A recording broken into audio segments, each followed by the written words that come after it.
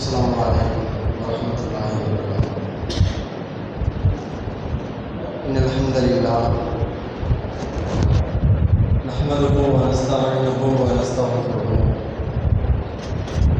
ونعوذ بالله من شرور أنفسنا ومن سيئات أعمالنا. من يهده الله فلا مضل له ومن يضلل فلا هادي له.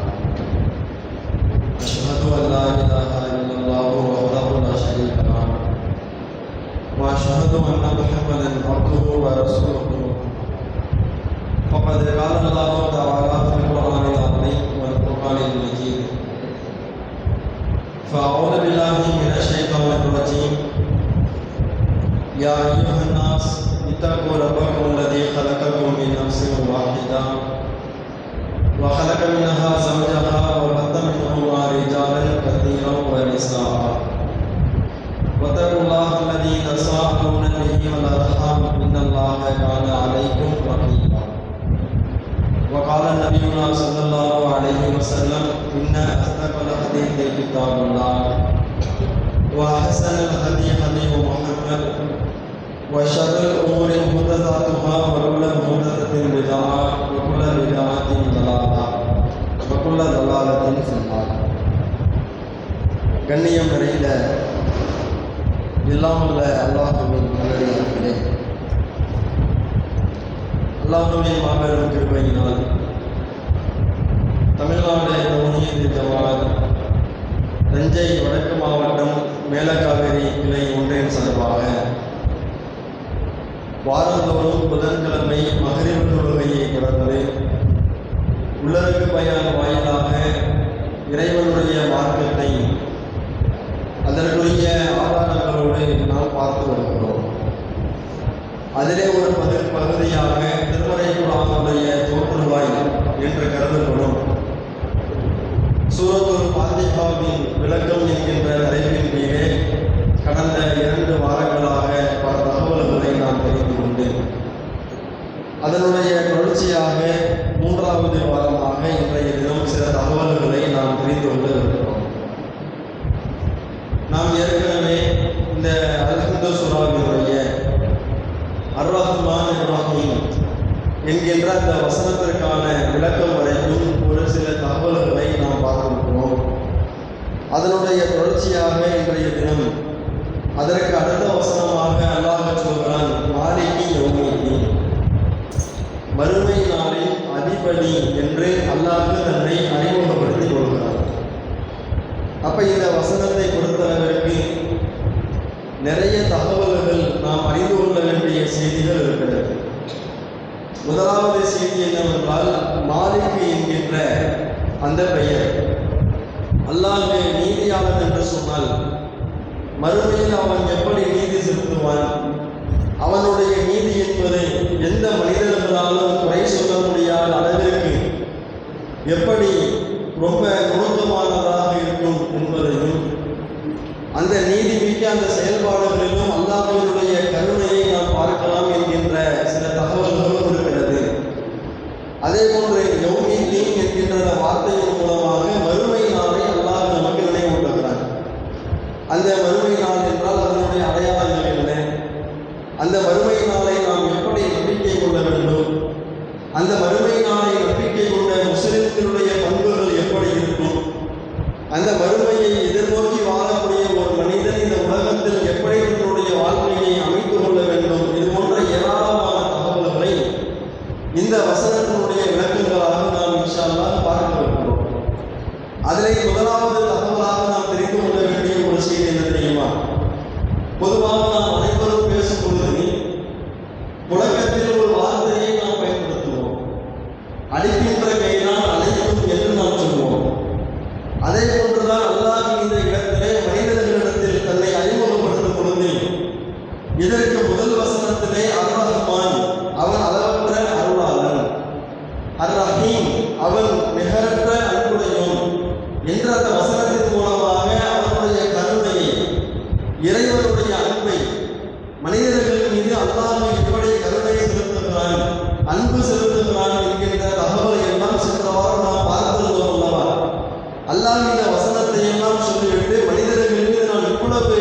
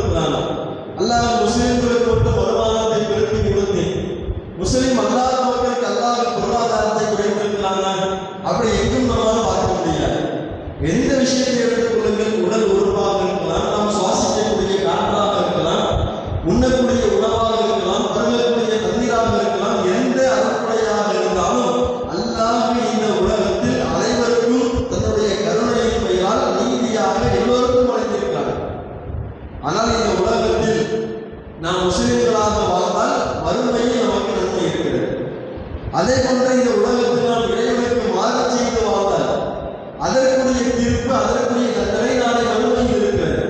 அல்லாஹ் இந்த உலகத்தில் யாரையும் தண்டிப்பது கிடையாது. ஒரு குறிப்பிட்ட வரம்புகளை மீறியதற்கு பின்பாக தான் அல்லாஹ் தன்னுடைய பிடியை இந்த உலகத்தில் இறக்குவானே. மனிதர்கள் தவறு செய்து விட்டாலேயே இறைவனுடைய அல்லாஹ் வந்துவிடும், இறைவனுக்கு மாறு செய்து விட்டாலேயே அல்லாஹ் நம்மை பிடித்து விடுவான் என்று இந்த உலகத்தில் யாரும் நம்மால் சொல்ல முடியாது. ஏன் முஸ்லிம்களாகி நாம எவ்வளவு தவறு செய்கிறோம்? நம்முடைய ஒவ்வொரு தவறுக்கும் அல்லாஹ் நம்மை குற்றம்பிடிக்க ஆரம்பித்து விட்டால் இந்த உலகத்தில் நிம்மதியாக நம்மால் வாழ முடியுமா? அல்லாஹ் இந்த உலகத்தில் நாம் செய்யக்கூடிய ஒவ்வொரு தவறுகளுக்கும் அல்லாஹ் நமக்கு தண்டனையை கொடுக்க ஆரம்பித்து விட்டால் இந்த உலக வாழ்க்கை என்பது எப்படி மாறிவிடும்? யோசித்து பாருங்கள். அப்ப அல்லாஹ்வே இந்த உலகத்தில் எல்லோரும் மீதும் கருணை உடையவராக இருக்கிறான். ஆனால் நாளை மறுமை நாள் என்று வந்துவிட்டது என்றால் அல்லாஹ்விற்கு மாறு செய்தவர்களுக்கு அவருடைய கருணை என்பது கிடைக்காது. இந்த உலகத்தில் நாம் செய்த தவறுகளுக்கு எல்லாம் நாம் மனம் திருந்தி பாவ மன்னிப்பு கேட்டுவிட்டால் இறைவன் மன்னிப்பதற்கு தயாராக இருக்கிறார், அதற்குரிய நீதியை செலுத்துவதற்கு தயாராக இருக்கிறார். ஆனால் அதே நேரத்தில் இந்த உலகத்தில் நாம் வாழ்வதை இறைவனுக்கு நாம் மாறு செய்து வாழ்ந்தால் நாளை மறுமையிலே அல்லாஹ் நீதி செலுத்துவான். எப்படி? இந்த உலகத்தில் எனக்கு நீ மாறு செய்தாயே, இந்த உலகத்தில் எனக்கு கட்டுப்பட்ட இந்த முஸ்லிம்களுக்கு நான் சொர்க்கத்தை கொடுத்ததை போன்று, அவர்களுக்கு என்னுடைய கருணையை நான் பொழிந்ததை போன்று, இந்த உலகத்தில் நீ வாழும் பொழுது எனக்கு மாறு செய்து வாழ்ந்தாயே, அதற்கு தண்டனையாக ஏதோ உனக்கு நான் நரகத்தை நான் தயாரித்து வைத்திருக்கிறேன் என்று அல்லாஹ் மறுமையில் அவனுடைய நீதியை வெளிப்படுத்துவான். எதற்காக இந்த தகவலை நாம் சொல்கின்றோம் என்றால், உண்மையில் முஸ்லிம்களாகிய நாம் சற்று சிந்தித்து பார்க்க வேண்டும். இந்த உலக வாழ்க்கையில் முஸ்லிம்களுடைய வாழ்க்கையும் முஸ்லிம் அல்லாத மக்களுடைய வாழ்க்கையும் நாம் எடுத்து பார்க்கும் பொழுது முஸ்லிம்களை விட முஸ்லிம் அல்லாத மக்கள் தான் மகிழ்ச்சியாக இருக்கிறார்கள். சற்று யோசித்து பாருங்கள். எங்கேயாவது முஸ்லிம்களை போன்று இந்த உலகளாவிய அளவில் முஸ்லிம் அல்லாதவர்கள் எதிர்ப்புகளை சந்திக்கின்றார்களா? இன்றைக்கு வாழக்கூடிய பலஸ்தீன் மக்கள் எதற்காக இவ்வளவு சிரமங்களை அவர்கள் சந்திக்கின்றார்கள்? எதற்காக அவர்கள் குண்டு மலையிலே அவர்கள் இவ்வளவு பெரிய தண்டனையை அனுபவித்துக் கொண்டிருக்கிறார்கள்? சமூக வலைதளங்களில் எத்தனை வீடியோக்கள், சின்ன சின்ன பிள்ளைகள், ஒன்றும் அறியாத சின்ன சின்ன பிள்ளைகள், பெண் குழந்தைகள் எல்லாம் இன்றைக்கு தன்னுடைய கண்ணீரை எடுக்கின்றார்கள். சில நபர்கள் வெளிநாடுகளில் இருந்து அவர்களை சந்தித்து சென்று அவர்களிடத்திலே பேட்டி காணும் பொழுது அங்குள்ள சிறுமிகள் சொல்கிறார்கள், அடுத்த வேலை உண்பதற்கு எங்களுக்கு உணவு இல்லை, எங்களுக்கு ஆடைகளை எடுத்து தருவதற்கு எங்களுக்கு யாரும் இல்லை, என்னுடைய தந்தையும் மரணித்து விட்டார், என்னுடைய தாயும் மரணித்து விட்டார், எங்களை காப்பாற்றுவதற்கு அலைவதற்கு யாரும் இல்லை என்கின்ற தகவலை எல்லாம் இன்றைக்கு அந்த மக்கள் சொல்லுகிறார்களே. ரமலான் மாதம் ஒன்றை விட்டால் நாம் அனைவருமே சுதந்திரமாக இறைவனை நாம் வணங்குகிறோம். இவ்வளவு பெரிய ஒரு மாளிகையான பள்ளிவாசலில் நாம் உட்கார்ந்து இருக்கிறோம். ஆனால் ரமலான் மாதம் வந்துவிட்டது என்று சொன்னால் இறைவனுடைய ஆலயமான மஸ்ஜிதுல் அக்ஸாவிலே நாம் தொழ முடியவில்லையே. தொழுது கொண்டிருக்கக்கூடிய நேரத்தை கொண்டு விசுகிறார்கள். அப்ப எதற்காக அவர்கள் இவ்வளவு எதிர்ப்புகளை சந்திக்க வேண்டும்? ஒரே ஒரு காரணம், அவர்கள் இஸ்லாமியர்கள். எந்த காரணமும் கிடையாது. அவர்கள் இன்றைக்கு இந்த மார்க்கத்தை விட்டுக் கொடுத்து விட்டார்கள். இந்த அல்லாஹ்வுடைய பள்ளிவாசல் எங்களுக்கு தேவையில்லை, இந்த மஸ்ஜிதுல் அக்ஸாவை யூதர்களாகிய நீங்களே எடுத்துக் கொள்ளுங்கள் என்று அவர்கள் அதை விட்டுக் கொடுத்து விட்டால் அவர்கள் வாழ்ந்த அந்த பகுதியை நாங்கள் இந்த நாட்டிற்கு உரிமை கொண்டாட மாட்டோம், நீங்களே இதை வைத்துக் கொள்ளுங்கள், நாங்கள் வெளிநாடுகளுக்கு அகதிகளாகவோ அல்லது வேறு ஏதேனும் வழியை தேடிக்கொண்டு நாங்கள் சென்று விடுகிறோம் என்று அவர்கள் சொல்லி இருப்பார்களே. ஆனால் அவர்களுக்கு இவ்வளவு பெரிய வேதனை என்பதே கிடையாது. அவர்களுக்கு இவ்வளவு துன்பங்கள் வருகின்றதை ஆனால் ஒரே காரணம் அவர்கள் முஸ்லிம் என்பது மட்டும்தான். அதே போன்று பாருங்கள், நாம் இந்திய நாட்டில் வாழ்ந்து கொண்டிருக்கிறோமே. இந்திய நாடு என்பது ஒரு ஜனநாயக நாடு, ஒரு மதச்சார்பற்ற ஒரு நாடு. இந்த நாட்டிலே முஸ்லிம் அல்லாத மக்களுக்கு எவ்வளவு உரிமை இருக்கிறதோ அதே சம உரிமை முஸ்லிம்களுக்கும் இருக்கிறது. ஆனால் இன்றைக்கு அந்த உரிமை பாதுகாக்கப்படுகிறதா? எத்தனை சட்டங்களை இயற்றி அந்த உரிமைகளை பறிப்பதற்குரிய முயற்சிகளை செய்கின்றார்கள். குடியுரிமை சட்ட திருத்தம் என்கின்ற பெயரால் இஸ்லாமியர்களை இரண்டாவது குடிமக்களாக மாற்ற வேண்டும் என்று துடிக்கின்றார்கள். இந்த உலகத்தில் வாழக்கூடிய எல்லா மதத்தை சார்ந்த மக்களும் தன்னுடைய மத அடையாளங்களை சுதந்திரமாக வெளிப்படுத்தும் பொழுது முஸ்லிம்களால், முஸ்லிம் பெண்களால் ஹிஜாப் என்கின்ற ஆடையை இன்றைக்கு சுதந்திரமாக இன்றைக்கு அணிய முடிகிறதா? ஒவ்வொரு விஷயத்தையும் எடுத்துக் கொள்ளுங்கள்.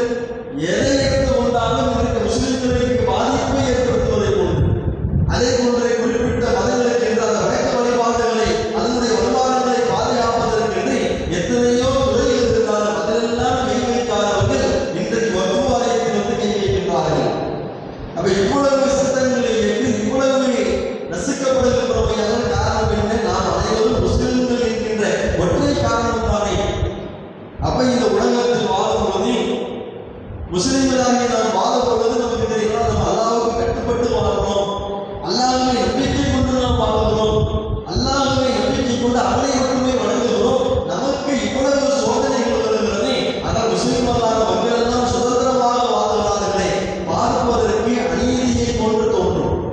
அல்லாஹ்வை வணங்கக்கூடிய நமக்கு சோதனைகள் வருகிறதே, அல்லாஹ்விற்கு மாறு செய்யக்கூடிய மக்கள் அவர்கள் சுதந்திரமாக வாழ்கிறார்கள். அல்லாஹ் எதற்கு தான் சொல்கிறான்? இந்த உலகத்தில் நீதியை எதிர்பார்க்காதீர்கள். உலகம் என்பது சோதனை கூடம். எல்லோருக்கும் அவரவருக்கான வாய்ப்பு வழங்கப்பட்டு விட்டது. இறைவன் சுதந்திரத்தை வழங்கியிருக்கிறான். நன்மைகளை பெற்றுக் கொடுத்து தீமைகளை பெற்றுக் கொடுத்து நீ விரும்பிய வழியில் இந்த உலகத்தில் வாழ்ந்து கொள். நீ எந்த வழியில் வாழ்ந்தாயோ அந்த வழிக்கான கூலி நாளை மறுமையில் கிடைக்கும். அல்லாஹ் இந்த உலகத்தில் நீதி செலுத்த மாட்டான். இந்த உலகத்தில் நமக்கு எப்படி தெரியும்? நம்ம அநீதி இழைப்பதை போன்று தெரியும். ஆனால் அல்லாஹ் அனைத்தையும் பதிவேட்டிலே பதிவு செய்து கொண்டிருக்கிறான். இந்த உலகம் அழிக்கப்பட்டதற்கு பின்பாக நாளை மறுமையில் நாம் இறைவனை சந்திக்கும் பொழுது அல்லாஹ் அங்கு நமக்கு நீதியை வழங்குவார். அதற்கு தான் நபிகள் ஸல்லல்லாஹு அலைஹி வஸல்லம் அவர்கள் அழகான முறையில் சஹாபாக்களுக்கு பாடப்படுத்தினார்கள். அத்துன்யா, இந்த உலகம் என்பது சிஜ்னுல் மூமின், ஒரு மூமினுக்கு அது சிறைச்சாலை தான். ஒருவன் இந்த உலகத்தில் ஈமான் கொண்டு மூமினாக வாழ்கிறானே, ஆனால் சிறைச்சாலையில் ஒரு கைதி எப்படி இருப்பான்? சுதந்திரமாக வாழ முடியுமா? நான் விரும்பிய ஆடைகளை அவனால் அணிய முடியுமா? நான் விரும்பிய உணவை அவனால் சாப்பிட முடியுமா? நான் விரும்பிய இடத்துக்கு அவனால் உணர்த்த முடியுமா? ஒன்றும் முடியாது. நான் விரும்பிய எந்த காரியத்தையும் அவனால் சிறைச்சாலையில் செய்ய முடியாது. ஒரு கட்டுப்பாட்டுக்குள்ளாக அவன் இருப்பான். அதே போன்றுதான் இந்த உலகம் என்பது மூமின்களுக்கு சிறைச்சாலை. அவன் விரும்பியபடியெல்லாம் சம்பாதிக்க முடியாது. ஹலால் ஹலால் ஹலால் என்று அல்லாஹ் வைத்திருப்பான். ஹராமை தவிர்த்து விட்டு ஹலாலான பாதையில் தான் சம்பாதிக்கணும். அவன் விரும்பிய உணவுகளை எல்லாம் சாப்பிட முடியாது. அல்லாஹ் ஹலால் ஹராமை வழங்கியிருப்பான். ஹராமை தவிர்த்து விட்டு ஹலாலை மட்டும்தான் உட்கொள்ள வேண்டும். இப்படி ஒவ்வொரு விஷயத்தையும் நீங்கள் எடுத்துக்கொள்கிறீர்களே, ஆனால் அல்லாஹ் இந்த மூமின்களுக்கு சிறைச்சாலையில் எப்படி ஒரு கைதிக்கு கட்டுப்பாடு விதிக்கப்பட்டிருக்குமோ அதே போன்று மூமின்களுக்கு என்று இஸ்லாமிய மார்க்கம் என்கின்ற கட்டுப்பாட்டை அல்லாஹ் வைத்திருக்கிறார். இந்த கட்டுப்பாட்டுக்கு நாம் கட்டுப்பட்டு வாழக்கூடிய நேரத்தில் எல்லாம் நமக்கு சோதனைகள் வந்து கொண்டுதான் இருக்கும். இந்த உலகத்தில் நாம் ரசிக்கப்படுவதை போன்று நாம் அந்த சிந்தனையை ஷைத்தான் நமக்கு வழங்கி கொண்டுதான் இருப்பான். ஆனால் அதே நேரத்திலே அல்லாஹ்வுடைய தூதர் சொன்னார்கள், அதே நேரத்திலே காஃபிர்களுக்கு ஜன்னத்துல் காஃபிரின், எப்படிப்பட்ட வார்த்தையை பயன்படுத்தினார்கள்.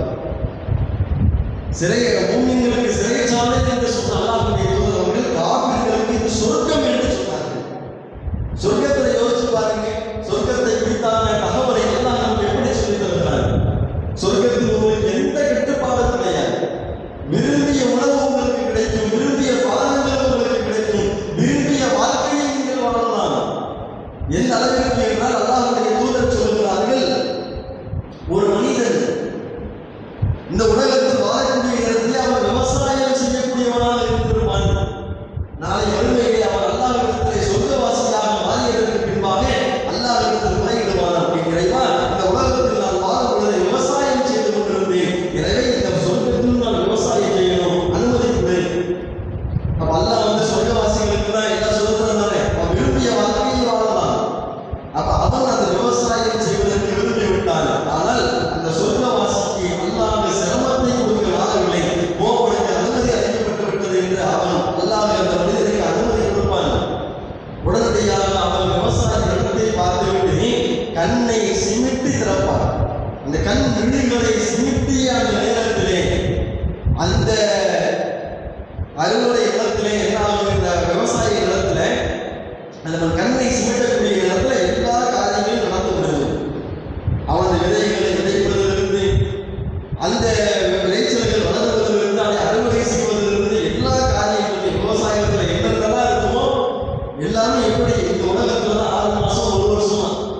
ஆனால் அந்த வறுமை நாளை அவர் கண் சிமிட்டி முடிப்பதற்கு முன்பாக எல்லா அறுவடைகளும் தயாராக இருக்கும். அல்லாஹ்வுடைய தூதர் அவர்கள் எடுத்துரைக்கிறார்கள். அதே போன்று இந்த உலகத்தில் வாழும் பொழுது நாளை அந்த வறுமையிலே சொர்க்கத்தினுடைய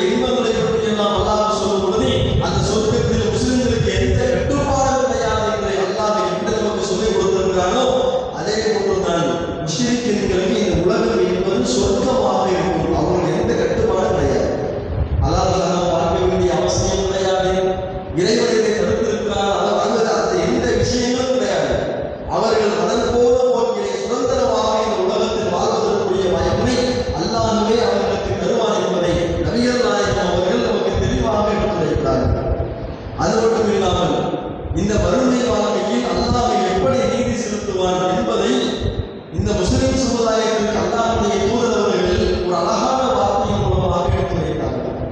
இந்த உலகத்தில் அல்லாஹ் நமக்கு நிறைய காரியங்களை தடை செய்திருக்கிறார். அதுல தடை செய்யப்பட்ட ஒரு காரியம் என்ன தெரியுமா? தங்கம் இருக்கிற தங்கம் என்கின்ற அந்த பொருளை பெண்கள் பயன்படுத்தலாம், ஆண்கள் பயன்படுத்தக்கூடாது. அந்த தங்கத்தை பொறுத்த அளவிற்கு இரண்டு பிரிவினரை பயன்படுத்த முடியாத சில இடங்களை அல்லாஹ்வுடைய தூதர் நமக்கு கற்றுக் கொடுக்கிறாங்க. தங்கத்தினால் ஆன தட்டு இருக்குது பாருங்க, அதை நாம சாப்பிடக்கூடாது. தங்கத்துல ஒரு தட்டு செஞ்சிருக்காங்களா, ஆணாக இருந்தாலும் பெண்ணாக இருந்தாலும் அதை சாப்பிடக்கூடாது. அதே போல வெள்ளியால் ஆன தட்டு பாத்திரங்கள், அதை நாம் தண்ணீர் பருகவும் கூடாது, சாப்பிடவும் கூடாது. அல்லாஹ்வுடைய தூதர் அவங்க இதை தெளிவாக மக்களுக்கு எடுத்து சொல்லும் பொழுது, நீங்க தங்கத்திலான தட்டுகளையும் வெள்ளியிலான தட்டு பாத்திரத்திலும் நீங்கள் சாப்பிடாதீர்கள், அல்லாஹ் அதை உங்களுக்கு தடை செய்திருக்கிறார் என்று சொல்லிவிட்டு அந்த அழகான ஒரு வார்த்தையை பயன்படுத்துகின்றார்கள். ஏன் தெரியுமா? அல்லாஹ்வுடைய தூதர் சொன்னார்கள், இன்னஹா ஃபில் துன்யா லில் காஃபிரின் வ லகும் ஃபில் ஆஹிரா. அல்லாஹ்வுடைய தூதர் தெளிவான வார்த்தையை சொன்னார்கள். ஏன் தெரியுமா? இந்த உலகத்தில் உங்களுக்கு எதுவெல்லாம் தடை செய்யப்படுகிறதோ அதுவெல்லாம் காஃபிர்களுக்கு இந்த உலகத்திலேயே வழங்கப்படும். வ லகும் ஃபில் ஆஹிரா, உங்களுக்கு மறுமையில் வழங்கப்படும். அப்ப இந்த உலகத்தில் தடை செய்யப்பட்டுருச்சு, அல்லாஹ் தடுத்துட்டானே, அல்லாஹ் ஹராமாக்கிட்டானே அப்படிலாம் யோசிக்க வேண்டாம். இந்த உலகத்தில் அல்லாஹ் உங்களை சோதிப்பதற்காக ஹராமாக்கி இருக்கிறான். ஆனால் நாளை மறுமையில் அது உங்களுக்கு கிடைக்கும். இந்த காப்பிர்களுக்கு உலகத்தில் கிடைத்துவிடும், மறுமையில் அவர்களுக்கு கிடைக்காது. அப்ப அல்லாஹ் எங்க நீதி செலுத்துவான் என்று கேட்டால் மறுமையில் தான் அல்லாஹ் நீதி செலுத்துவான். அப்ப அந்த வசனத்தை அல்லாஹ் நமக்கு தெளிவாக எடுத்து வைக்கிறான். உங்கள் மீது நான் கருணை கொண்டிருந்தாலும் அன்பு கொண்டிருந்தாலும் நாளை மறுமை என்கின்ற ஒரு வாழ்க்கை இருக்கிறது. அங்கு என்னுடைய கருணை செல்லுபடியாகாது. அங்கு நான் உரிய அடிப்படையில் நான் நீதி வழங்குவேன். உன்னுடைய செயல்பாட்டிற்கு ஏற்ப கண்டிப்பாக நான் நீதி வழங்குவேன். அந்த மறுமை நாளுடைய சிந்தனையை அல்லாஹ் கொண்டு வந்து இந்த வசனத்தில் நமக்கு கொடுக்கிறார். அல்லாஹ் கருணையாளர் என்று சொன்னால் அவன் மீது அவன் கருணையாளர் என்கிற அடிப்படையிலே அவனை நீங்கள் அழைக்கிறார்கள். அல்லாஹ் நம்மை தண்டிக்கவும் செய்வான், மறுமையில் நம்மை பிடிக்கவும் செய்வான் என்கின்ற சிந்தனையையும் நீங்கள் வளர்த்துக் கொள்ளுங்கள் என்பதை தான் அல்லாஹ் இந்த வசனத்திலே நமக்கு தெளிவுபடுத்துகிறான். அதே போன்று பார்க்கிறீர்கள், அந்த மறுமை நாளை குறித்து அல்லாஹ் நமக்கு திருமலைக்குமான சில வசனங்களை நமக்கு எடுத்து வைக்கிறான். அது எப்படிப்பட்ட ஒரு கடுமையான ஒரு நாள், அது எப்படிப்பட்ட சிரமத்திற்குரிய ஒரு நாள் என்பதை எல்லாம் அல்லாஹ் நமக்கு எடுத்து வைக்கும் பொழுது தெளிவாக அந்த வறுமையை பற்றி பேசும் பொழுதெல்லாம் நமக்கு அச்சத்தை ஏற்படுத்தும் விதமாகவே அல்லாஹ் பேசுகிறார். அல்லாஹ் திருமலைக்குமான பல இடங்களில் பேசும் பொழுது வத்தகோ யௌமல்லா தஜிஸி நஃப்ஸுன் அன் நஃப்ஸின் ஷைஆ, எந்த ஆத்மாவும் பிற ஆத்மாவிற்கு உதவி செய்யாத ஒரு நாளை நீங்கள் பயந்து கொள்ளுங்கள், வறுமை நாளை பயந்து கொள்ளுங்கள் என்றார். ஒவ்வொரு இடத்திலும் அல்லாஹ் அந்த வறுமை நாளை பயந்து கொள்ளுங்கள் என்று அல்லாஹ் சொல்லிவிட்டு அந்த வறுமை நாள் எப்படிப்பட்ட ஒரு பயத்தை உங்களுக்கு ஏற்படுத்தும் தெரியுமா? அந்த வறுமை நாளுடைய அடையாளங்களை நாம் பார்ப்பதற்கு முன்பாகவே இறைவன் சொன்ன வார்த்தையை கொண்டு அந்த வறுமை நாளை நாம் பயந்து விட்டோமே, ஆனால் அந்த வறுமை நாள் நெருக்கத்தில் நமக்கு எந்த அச்சமும் இருக்காது. அந்த வறுமை நாளை நாம் சந்திக்கும் பொழுது நமக்கு எந்த அச்சமும் இருக்காது. ஆனால் இந்த உலகத்தில் இறைவனுக்கு நாம் மாறி செய்து வாழும்போது அது கடுமையான அச்சத்தை ஏற்படுத்தக்கூடிய ஒரு நாளாக இருக்கும் என்பதை அல்லாஹ் பல இடங்களில் நமக்கு எடுத்து வைக்கிறார். அந்த வறுமை நாளை பற்றி எல்லாம் அல்லாஹ் திருமறையிலே சொல்லும் பொழுது நமக்கு நிறைய வசனங்கள் இருக்கிறது. நமக்கு தெரிந்த வசனங்களை மட்டும் பாருங்கள். ஏன் இந்த இடத்தில் சின்ன சின்ன வசனங்கள் நமக்கு தெரிந்த வசனங்கள் தான், ஆனால் அதனுடைய பொருளை உணராமல் நாம் இருக்கிறோம். அந்த பொருளை உணர்ந்து நம்முடைய வாழ்க்கையில் நாம் வறுமையை நாம் நினைவு கொள்ள வேண்டும் என்பதற்காக தான் இந்த வசனங்களை எல்லாம் நாம் சொல்கிறோம். சூரத்துல் ஜில்சால் என்கின்ற ஒரு அத்தியாயம், நாம அன்றாடம் நாம் ஓதக்கூடிய, நாம் மனப்பாடம் செய்து வைத்திருக்கக்கூடிய ஒரு அத்தியாயம். இதா சுல்சிலத்தில் ஆரதோ சுல்சாலஹா, அந்த வறுமை நாள் எப்படிப்பட்டது தெரியுமா? அந்த வசனத்தை எடுத்து ஒவ்வொரு வசனத்தையும் படிக்கும். இதா சுல்சிலத்தில் ஆரதோ சுல்சாலஹா, இந்த பூமி குலுக்கப்படும். வறுமை நாள் வந்து விட்டது என்று சொன்னால் இந்த பூமியை அல்லாஹ் கடமையாக குலுக்குவான். இன்றைக்கு நாம எப்படி உட்கார்ந்திருக்கிறோம்? 11 கிலோமீட்டர் வேகத்தில் இந்த பூமி சுற்றினாலும் எந்த விதமான உணர்வும் இல்லாமல் பூமி சுற்றுற மாதிரியா இருக்குது. அப்படியே ஸ்டேபிளா ஒரு இடத்துல அப்படியே நிற்கிற மாதிரி இருக்கிறோம். அப்படிதான் உன்னை உணரணும். ஆனால் வறுமை நாள் வந்துவிட்டது என்று சொன்னால் இந்த பூமி என்பது கடமையாக குலுக்கப்படும். ஆயிரத்தில் அறுபது அப்பாலாக அப்படி கொடுக்கப்படக்கூடிய அந்த நேரத்திலே அந்த பூமி என்பதை தன்னுடைய அந்த சுமைகளை வெளிப்படுத்தும். இந்த பூமி எவ்வளவு சுமைகளை தாங்கிக் கொண்டிருக்கிறது. இந்த பூமியை நாம் விளந்து பார்த்தோமே ஆனால் அல்லாஹ் அவ்வளவு விஷயங்களை அவருடைய சுமைகளாக அல்லாஹ் வைத்திருக்கிறார். பூமிக்கு மேலே உள்ள அந்த கண் பார்வைக்கு வரக்கூடிய விஷயங்கள் மட்டும் அதனுடைய சுமை அல்ல. பூமிக்கு மேலாக நாம் பார்க்கிறோமா இல்லையா? எத்தனையோ கட்டடங்களை அது சுமக்கிறது, எத்தனையோ மலைகளை அது சுமக்கிறது, எத்தனை மரங்களை அது சுமக்கிறது. இவையெல்லாம் ஒரு பக்கம் பூமியினுடைய சுமையாக இருந்தாலும் அது மறைத்து வைத்திருக்கக்கூடிய அந்த சுமை இருந்து பாருங்க. இன்றைக்கு மலைகளுடைய ஆணி வேறு என்பது பூமிக்குள்ளாக தான் இருக்கிறது. அப்ப அந்த மலையினுடைய அந்த பூமி அந்த ஆணி வேறு இந்த பூமி சுமந்து கொண்டிருக்கிறது. அது மட்டும் இல்லாமல் இந்த உலகத்தில் பயன்படுத்தக்கூடிய பெரும்பான்மையான விலை மதிப்பற்ற பொருட்கள் எல்லாம் பூமி தனியிலிருந்து தான் எடுக்கப்படுகிறது. இரும்பாக இருக்கலாம், தங்கமாக இருக்கலாம், நிலக்கரியாக இருக்கலாம், எந்த பொருளாக இருந்தாலும் பூமிக்கு அடியிலிருந்து தான் அதை தோன்றி எடுக்கப்படுகிறது. இந்த உலகம் படைக்கப்பட்ட நாள் முதல் இந்த உலகத்தில் பிறந்து இறந்த மனிதர் அனைவருமே இந்த பூமியில் தான் அடக்கம் செய்யப்பட்டிருக்கிறார்கள். விலங்குகள் அடக்கம் செய்யப்பட்டிருக்கிறது. இந்த பூமி அவ்வளவையும் உள்வாங்கிக் கொண்டு அனைத்தையும் சுமந்து கொண்டிருக்கிறது. நாளை வறுமை நாள் வரக்கூடிய அந்த நேரத்திலே இந்த பூமி கொடுக்கப்பட்டு அந்த சுமைகளை எல்லாம் அது வெளிப்படுத்தும். அப்படி வெளிப்படுத்தக்கூடிய அந்த நேரத்தில் வகாலல் இன்சானு மாலஹா, இந்த பூமிக்கு என்னமா ஆயிடுச்சு? இத்தனை வருஷமா நல்லா இருந்துச்சு, எந்த விதமான தொல்லைகளும் கொடுக்காமல் எந்த விதமான சிரமங்களும் கொடுக்காமல் இருந்ததே, இந்த பூமிக்கு என்ன ஆனது என்று மனிதன் கேட்பான். அந்த பயம் வந்துவிடும்.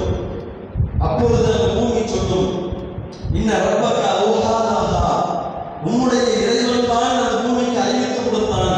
தன்னுடைய அந்த குழுக்களை வெளிப்படுத்துமாறும் சுமைகளை வெளிப்படுத்துமாறும் அல்லாஹ் தான் அவர்களுக்கு அன்றைய அல்லாஹ் செய்தான், அறிவித்து கொடுத்தான் என்பதை எல்லாம் பூமி மனிதனுக்கு பதில் சொல்லும். உன் இறைவனுடைய கட்டளையின் பெயரால் தான் இந்த காரியத்தை எல்லாம் நான் செய்கிறேன் என்று அந்த வறுமையில் நான் இருக்கிற பூமி கொடுக்கப்படும் என்று அல்லாஹ் சொல்கிறான். பூமி தன்னுடைய சுமைகளை எல்லாம் வெளிப்படுத்தும் என்று அல்லாஹ் சொல்கிறான். மனிதன் அச்சத்தில் மூழ்கி இருப்பான் என்பதை அல்லாஹ் வசனத்தின் மூலமாக எடுத்துரைப்பதை நாம் பார்க்கிறோம். அதே போன்று பாருங்கள், அல் காரியத்தும் அல் காரியா, அல் காரியா அல்லாஹ் தெளிவாக எடுத்துரைக்கிறான். கடுமையான ஒரு நிகழ்வு என்றால் என்னவென்று உங்களுக்கு தெரியுமா? அந்த காரியா அந்த வசனத்தை எல்லாம் அல்லாஹ் சொல்லும் பொழுது அந்த வறுமை நாள் என்றால் என்ன தெரியுமா? அடிக்கிடக்கூடிய நாள் என்றால் என்ன தெரியுமா? அல்லாஹ் எடுத்துரைக்கிறான்.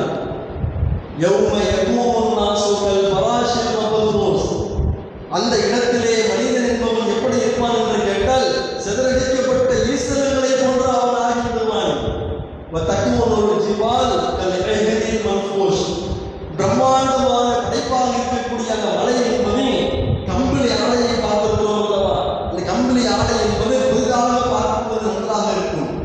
அதனுடைய நூல்களை நாம் வீட்டி ஆரம்பித்து விட்டால் அது அப்படியே அந்த நூல்கள் என்பது பொங்கி வருவாங்க. அதை போன்று அல்லாஹ் சொல்கிறார், கம்பளி ஆடையினுடைய அந்த நூல்களை போன்று மலைகள் எல்லாம் அப்படியே பொங்க ஆரம்பித்துவிடும். அல்லாஹ் வறுமை நாளை பற்றி வறுமை நாள் பூமி கொடுக்கப்படும், தன்னுடைய பூமி தன்னுடைய சுமைகளை வெளிப்படுத்தும்.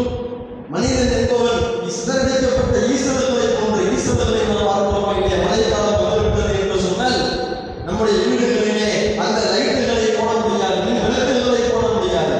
அந்த வெளிச்சத்தை சுற்றி ஈசல்கள் எல்லாம் பறந்து கொண்டிருக்கும். அந்த ஈசனுடைய வாழ்நாள் என்பது 24 மணி நேரம் தான். அடுத்த நாள் விழுந்து நீங்கள் பார்க்கிறீர்களே ஆனால் அப்படியே வீட்டு வாசல்ல அந்த மின் விளக்கு எங்கே இருந்ததோ அதனுடைய பகுதியில் பார்த்தீங்கன்னா அதனுடைய சிறகுகள் தனியாக, உடல் தனியாக, உடல் பாகங்கள் தனியாக அப்படியே சிதறிவே கிடக்கும். அது போன்று வறுமை நாள்ல நிகழக்கூடிய அந்த நேரத்தில் மனிதன் என்பவன் அந்த ஈசனை போன்று சிதறடிக்கப்படுவான். மலைகள் என்பது அந்த கம்பளி ஆடையினுடைய நூலை போன்று பொங்கி வரக்கூடியதாக இருக்கும் என்று அல்லாஹ் தெளிவாக எடுத்துரைத்து விட்டு எதற்காக இதை நாம் நிகழ்த்தி காண்பிக்கின்றோம் தெரியுமா?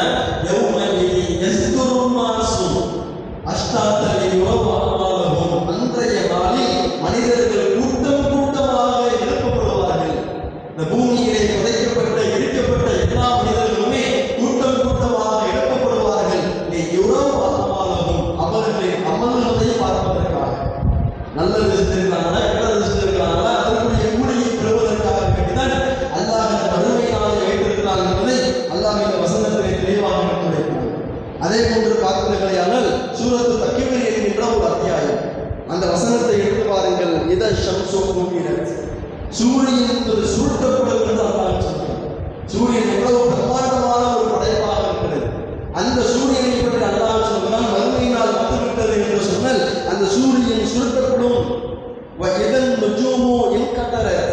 நட்சத்திரங்கள் எல்லாம் அப்படியே உதிர்ந்து விழுந்து விடும்.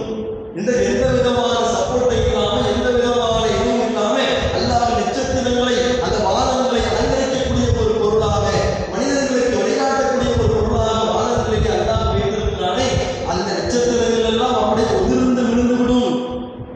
இதழ் ஜிபாலு சுக்கிரத், மலைகள் எல்லாம் பெயர்த்தெடுக்கப்படும். அப்படிப்பட்ட ஒரு நாள் என்று அல்லாஹ் சொல்லுகிறான். இப்படியே ஒவ்வொரு விஷயமாக இதழ் இஷாரு உத்திலத், இந்த உலகத்தில் வாழ்ந்த அனைத்து கால்நடைகளும் ஒன்று சேர்க்கப்படும்.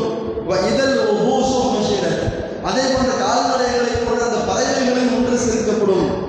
இப்படி அல்லாஹ் தெளிவாக இதழ் பிஹாரு சுஜிரத், அந்த கடல் என்பது கொடுக்கப்படும். நீங்க யோசிச்சு பாருங்க, வறுமை அந்த மனிதனுடைய சிந்தனைக்கு எல்லாம் எப்படி நமக்கு தோணுதா? பொதுவாக ஒரு இடத்தில் தீ விபத்து ஏற்படுகின்றதையானால் அந்த தீயை அணைப்பதற்கு தான் தண்ணீர் பயன்படுத்தப்படும். ஆனால் அல்லாஹ் இந்த வசனத்துல பாருங்க, கடல் தண்ணீரையே நாம் குளித்து விடுவோம், கடல் நீரெல்லாம் நெருப்பாக மாறும் என்று அல்லாஹ் சொல்வதை பார்க்கிறோம். இப்படியே ஒவ்வொரு வசனமாக அல்லாஹ் இந்த வசனத்திலே வறுமை நாள் வந்துவிட்டது என்று சொன்னால் அந்த சூரியன் சுருட்டப்படும், நட்சத்திரங்கள் எல்லாம் உதிர்ந்து விழுந்து விடும். இப்படி ஒவ்வொரு தகவலாக அல்லாஹ் அதை சொல்லி சொல்லி சொல்லி ஒரு விதமான அச்சத்தை அல்லாஹ் நமக்கு ஏற்படுத்துகிறார். இந்த உலகத்தில் வாழும்போது அந்த வறுமை நாளை நாம் எதிர்நோக்கி வாழக்கூடியவர்களாக, அதனுடைய அச்சத்தை நாம் ஏற்படுத்திக் கொள்ளக்கூடியவர்களாக இருக்க வேண்டும்.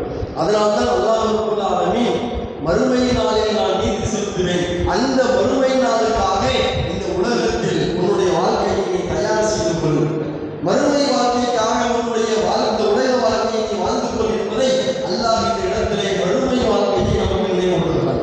அப்ப இந்த வசனத்தினுடைய விளக்கமாக நாம் முதலில் தெரிந்து கொள்ள வேண்டியது, அல்லாஹ் இந்த வசனத்திலே நமக்கு அழகான சில தகவல்களை எடுத்துரைக்கிறான். இந்த உலகத்தில் முஸ்லிம்களாகிய நாம் காபிர்களின் வாழ்க்கையை பார்க்கும் பொழுது நமக்கு அநீதி இழைக்கப்படுவதை போன்று இருக்கலாம். ஆனால் நாளை மறுமையில் நாம் இடைவெளி சந்திக்கும் பொழுது அல்லாஹ் கண்டிப்பாக அந்த நீதி செலுத்துவான். உண்மையாக வாழ்ந்த முஸ்லிம்களுக்கு நற்கூலியை அல்லாஹ் கொடுப்பார். இந்த உலகத்தில் மனம் போன போக்கிலே வாழ்ந்த அந்த காபிர்களுக்கு அல்லாஹ் கண்டிப்பாக தண்டனையை கொடுப்பான் என்பதை எல்லாம் இந்த முஸ்லிம்களாகிய நாம இந்த வசனங்களை ஓதும் பொழுது நம் உள்ளத்தில் அதனுடைய நினைவு வர வேண்டும். அதே போன்று வறுமை நாள் என்பது எப்படிப்பட்ட நாள் என்பதையும் நாம் தெரிந்து கொள்ள வேண்டும். அடுத்ததாக பார்த்தீர்கள் என்றால் இந்த வசனத்தில் அல்லாஹ் மாலிக் என்கின்ற ஒரு பெயரை பயன்படுத்துகிறார். இந்த மாலிக் என்கின்ற பெயர் அல்லாஹ்விற்கு சொந்தமான ஒரு பெயர். அல்லாஹ்விற்கு மொத்தம் 99 பேர்கள் இருக்கிறது. அல்லாஹ்விற்கு மொத்தம் 99 பேர் இருக்கிறது. அதை என்ன செய்வோம்? அஸ்மாஉல் ஹுஸ்னா, அழகிய பெயர்கள் என்று நாம் சொல்லுவோம். அதில் இந்த மாலிக் என்கின்ற ஒரு பெயர் இருக்கிறது. இந்த பெயரை நாம் பயன்படுத்தலாமா? நம்முடைய பிள்ளைகளுக்கு இந்த பெயர்களை சூட்டக்கூடிய இடத்துல இந்த மாலிக் என்கின்ற பெயரை நாம் பயன்படுத்தலாமா என்று கேட்டால், அதை பயன்படுத்தக்கூடிய விதத்தை அறிந்து நாம் பயன்படுத்த வேண்டும். பொதுவாக அல்லாஹ்வுடைய எந்த பெயராக இருந்தாலும், எந்த வசனத்திற்கு முந்தைய வசனத்திலே பாருங்கள், மாலிக் என்பது அல்லாஹ்வுடைய எப்படி ஒரு பெயராக இருக்கிறதோ அதே போன்றுதான் ரஹ்மான் என்கின்ற பெயரும் அல்லாஹ்வுடைய பெயர் தான். ரஹீம் என்பதும் அல்லாஹ்வுடைய பெயர் தான். அப்ப அந்த பெயர்களை நம்முடைய பிள்ளைகளுக்கு நாம் வைக்கக்கூடிய இடத்துல முன்னால அப்து என்கின்ற பெயரை நாம் வைத்து ரஹ்மானின் அடிமை, ரஹீமுடைய அடிமை, மாலிக்குடைய அடிமை, இப்படி நாம் வைக்கும் பொழுது எந்த விதமான பிரச்சனையும் கிடையாது. அப்துல் ரஹ்மான், அப்துல் ரஹீம், அப்துல் மாலிக் என்று நாம் வைக்கக்கூடிய இடத்துல அது எந்த பிரச்சனையும் கிடையாது. ஆனால் இந்த மாலிக் என்கின்ற பெயரை பயன்படுத்திய நபிகள் நாயகம் அவர்கள் ஒரு பெயரை தடை செய்கிறார்கள். ஒரு மனிதரை அல்லாஹ்வுடைய தூதர் அவங்க சந்திக்கும் பொழுது அவருடைய பெயரை கேட்கிறார்கள். அப்பொழுது அவருடைய பெயரை என்ன சொல்றாங்கன்னா மாலிக்குல் அம்லாக் என்று அவருடைய பெயரை சொல்கிறார்கள். மாலிக்குல் அம்லாக் என்றால், மாலிக் என்றால் அதிபதி, அம்லாக் என்கின்ற வார்த்தை மாலிக் என்ற அரபு வார்த்தைகளே பன்மை. அப்ப என்ன, அரசர்களுக்கெல்லாம் அரசன் என்பதுதான் அதனுடைய பொருள், நீதியாளர்களுக்கெல்லாம் நீதியாளர் அப்படிங்கிறது அந்த பெயருடைய பொருள். நம்ம அல்லாஹ்வுடைய தூதர் அவங்க இந்த பெயரை கேட்டுவிட்டு மாலிக்குல் அம்லாக் என்று நீங்கள் பெயர் வச்சிருக்கிறீங்க, இந்த பெயரை நீங்கள் மாற்றிவிடுங்கள், இந்த அல்லாஹ்விற்கு நியமிக்கக்கூடிய பெயர், எனவே இந்த பெயரை நீங்கள் வைக்காதீங்க, வேறு பெயரை வையுங்கள் என்று அல்லாஹ்வுடைய தூதர் அவர்கள் அறிவுரை சொன்னதாக ஒரு செய்தியை பார்க்கிறோம். அப்ப அந்த அடிப்படையில் அல்லாஹ்வுடைய திருநாமங்கள் அஸ்மாஉல் ஹுஸ்னா என்கிற அந்த வார்த்தையிலிருந்து நம்முடைய பிள்ளைகளுக்கு நாம் பெயர் வைக்கும் பொழுது அப்து என்கின்ற வார்த்தையை நாம் பயன்படுத்தி என்ன செய்யலாம்? தாராளமாக அதனுடைய பெயர்களை நாம் பயன்படுத்தலாம். ஆனால் அதே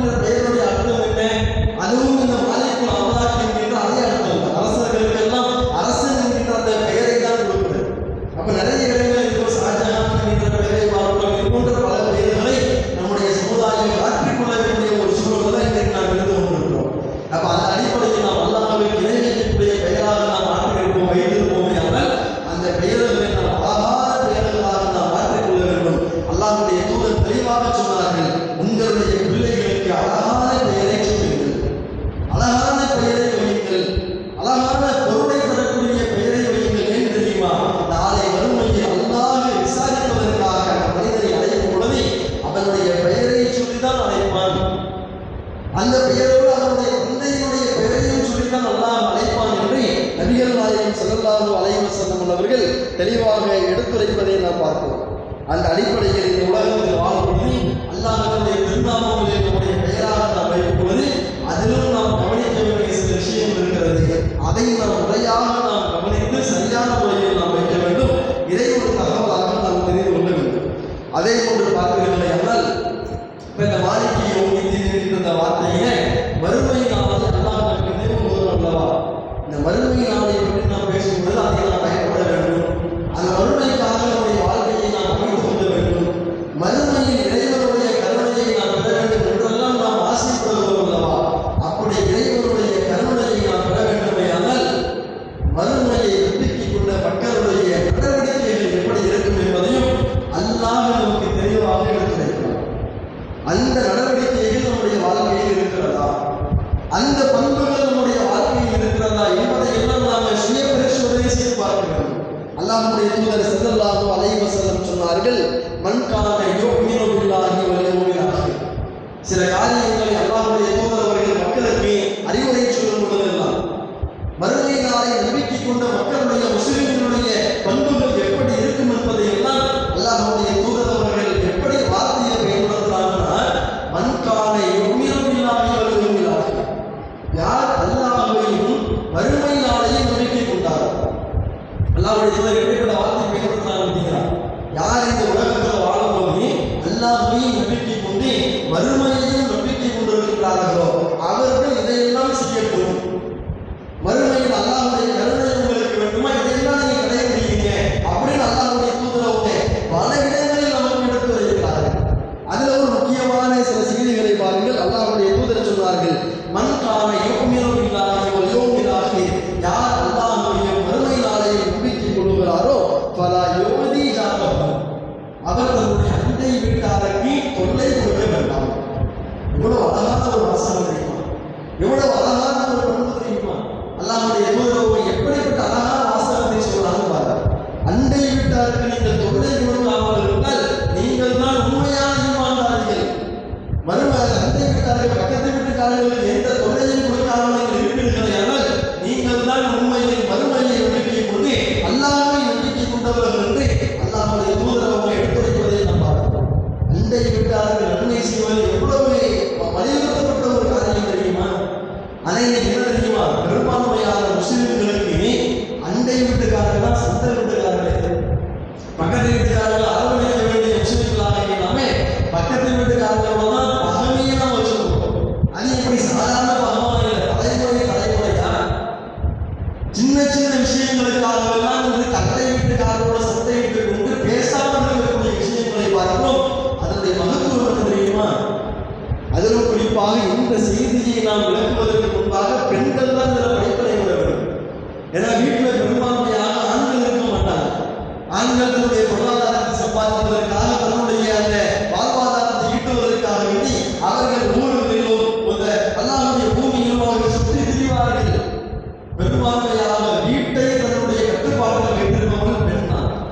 அப்ப பெண்கள் தான் இந்த விஷயங்களை ஆழமாக புரிந்து கொண்டு அண்டை வீட்டுக்காரர்கள் அவங்க நமக்கு தொல்லை கொடுத்தாலும் பரவாயில்லை, அவர்கள் நம்மிடத்தில் ஒப்புழைத்தாலும் பரவாயில்லை. நம்முடைய உள்ளத்தில் வர வேண்டியது என்ன தெரியுமா? நான் மறுமையை நம்பிக்கை கொண்டிருக்கிறேன். என்னுடைய அண்டை வீட்டாருக்கு நானும் தொல்லை கொடுக்க மாட்டேன். அவர்கள் எனக்கு தொல்லை கொடுத்தாலும் அதை நான் இறைவனுக்காக நான் சமைத்துக் கொள்வேன். காரணம் என்ன? அண்டை வீட்டாரை பேணுவதன் மூலமாக அல்லாஹ் எனக்கு நன்மையை தருகிறான் என்ற அந்த விஷயத்தை உள்ளத்தில் ஆழமாக பதிய வேண்டும். அதில் ஒரு முக்கியமான ஒரு செய்தியை பாருங்கள். அல்லாஹ்வுடைய தூதருடைய காலகட்டத்தில் ஒரு 2 பெண்மணி இருக்கிறார்கள். அந்த 2 பெண்மணிகளை பற்றி அல்லாஹ்வுடைய தூதர்கிட்ட கேள்வி கேட்கப்படுகிறது. அதுல ஒரு பெண்மணி யார் தெரியுமா? சஹாபாக்கள் கேட்கிறாங்க, அல்லாஹ்வுடைய தூதரே ஒரு பெண்மணி இருக்கிறாங்க, இவங்க என்ன செய்யறாங்கன்னா நல்லா தொழுகிறாங்க, தொழுகைகளை எந்த குறையும் கிடையாது, கடமையான தொழுகையை தொழுகிறாங்க, சுன்னத்தான தொழுகையை தொழுகிறாங்க, நஃபிலான தொழுகை, எல்லா தொழுகைகளை எந்த குறையும் கிடையாது. அவர்களுக்கு நேரம் கிடைக்கும் பொழுதெல்லாம் தொழுது கொண்டே இருக்கிறார்கள். அதே போன்று அந்த பெண்மணி அதிகமான நோன்புகளை நோக்கிறார்கள்.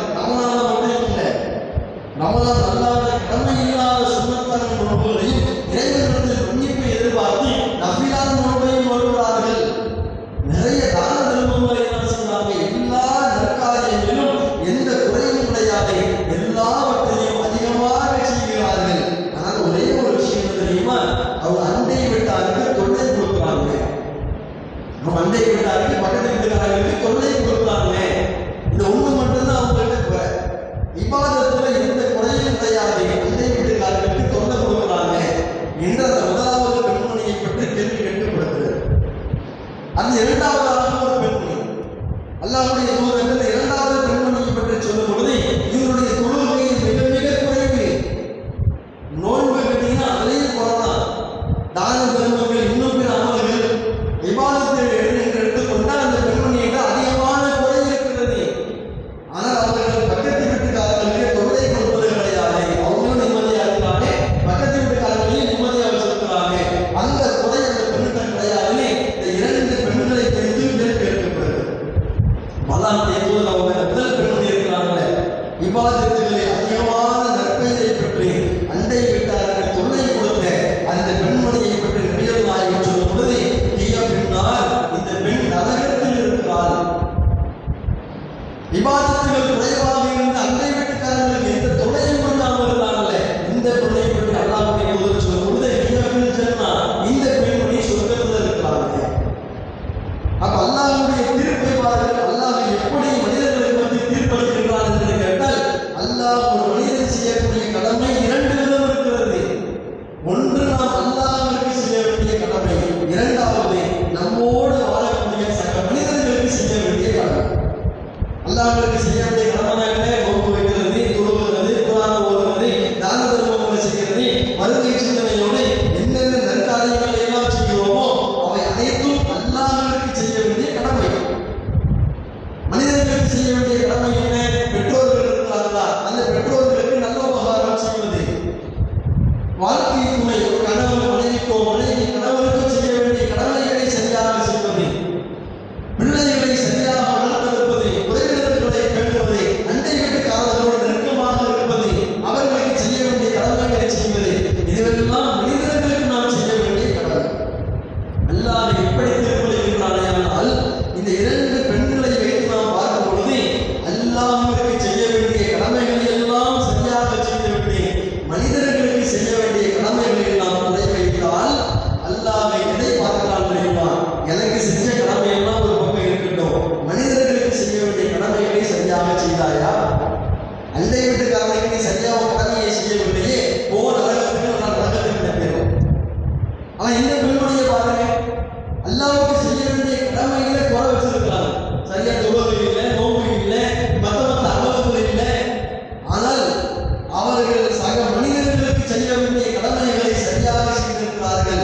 யாருக்கும் எந்த தொல்லையும் கொடுக்காமல், தொந்தரவும் கொடுக்காமல் அழகான முறையில் வாழ்க்கையை அமைத்திருக்கிறார்கள். அல்லாஹ் சொல்கிறான், எனக்கு செய்ய வேண்டிய கடமையை குறை வச்சிருக்கிறியா? அதோடு பார், சக மனிதர்களுக்கு செய்ய வேண்டிய கடமையை சரியா செஞ்சிருக்கிறியா? சொல்றதுக்கு நல்லா சொல்றான்.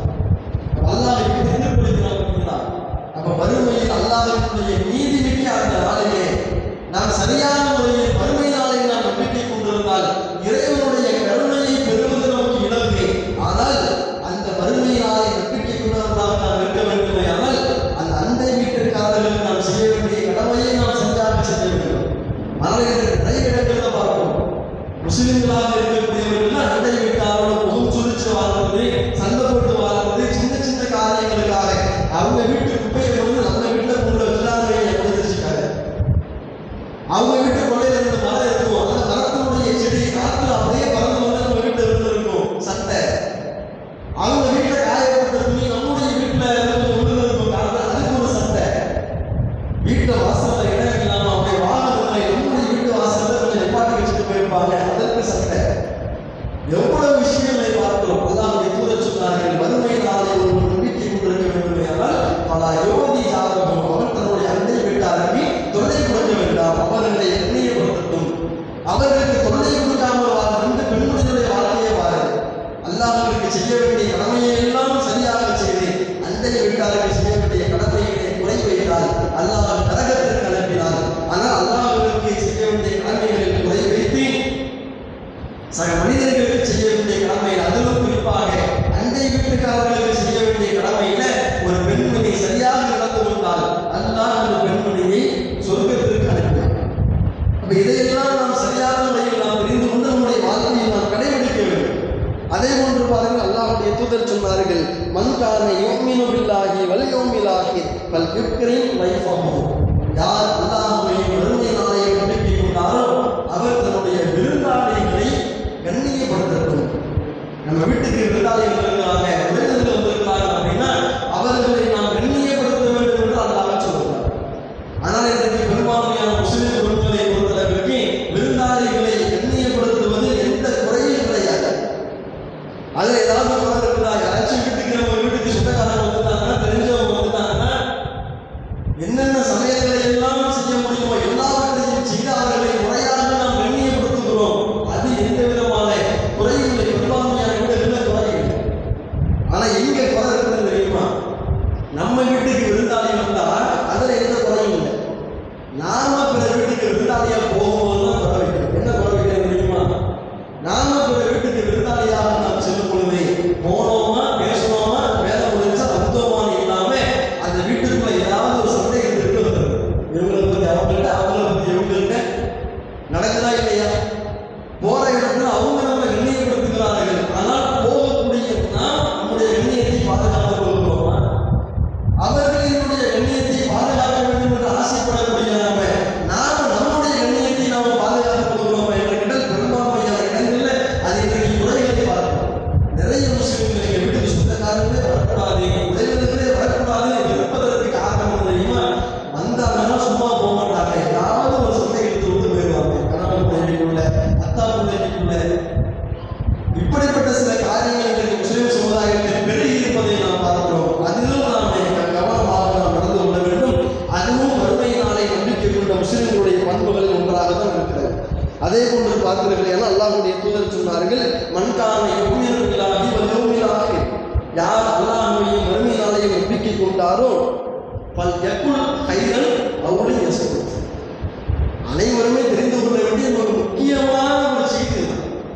இந்த ஒரு நபிமொழியை ஒருவர் கடைபிடிக்க ஆரம்பித்து விட்டார்கள், முஸ்லிம் சமுதாயங்களில், முஸ்லிம் குடும்பங்களில் எந்த பிரச்சனையும் வராது, எந்த குழப்பங்களும் வராது. அவ்வளவு சீராக செம்மையாக இந்த சமுதாயம் இருந்து கொண்டிருக்கும். இந்த நபிமொழியை கடைபிடிக்காதவருடைய விளைவுதான் இன்றைக்கு உலகளாவிய அளவில் நிறைய பிரச்சனைகள் உருவாகுவதை நாம் பார்க்கிறோம். அல்லாஹ்வுடைய தூதர் சொன்னார்கள், யார் வறுமை நாளை நம்பிக்கை கொண்டிருக்கிறாரோ அவர் பேசினால் நன்மையை பேசட்டும், இல்லை என்றால் வாய்மொழி மௌனமாக இருக்கட்டும். இந்த விஷயத்தை யாராவது நம்ம கடைபிடிக்கிறோமா? யோசிச்சு பாருங்க. பேசணும், நல்லதை பேசணும். ஒரு தப்பு செய்யறாரா, அந்த தவறை அழகான முறையில் சொல்லிக்காங்க. சமுதாயத்திற்கு தேவையான அறிவுரை இருக்கிறதா, அதை மக்களுக்கு மத்தியில் எடுத்து கொண்டு பேசுகிறது. அல்லது நம்மிடத்தில் ஒரு குறை இருக்கிறதா, நம்மிடத்தில் ஒரு பலகீனம் இருக்கிறதா, அதை அழகான முறையில் மக்களுக்கு எடுத்துச் சொல்லுங்கள். எப்ப நாம் ஒன்றை பேசினால் அது மக்களுக்கு நன்மையை தருமையானால் அதை பேச வேண்டும். இல்லை என்று சொன்னால் வாய் மூடி இருந்து விட வேண்டும். இதுதான் ஒரு மூமியினுடைய பண்பு என்பதை அல்லாஹ்வுடைய தூதர் நமக்கு சொன்னார்கள். ஆனால் இன்றைக்கு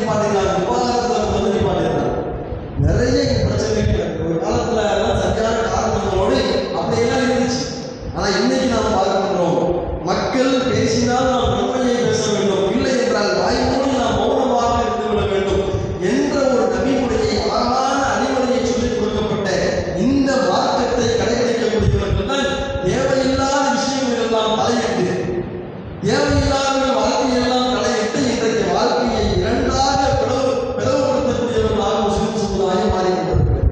இந்த ஹதீஸ்களை எல்லாம் விளக்க வேண்டும் என அவ்வளவு செய்திகளை நாம் விளக்கலாம்.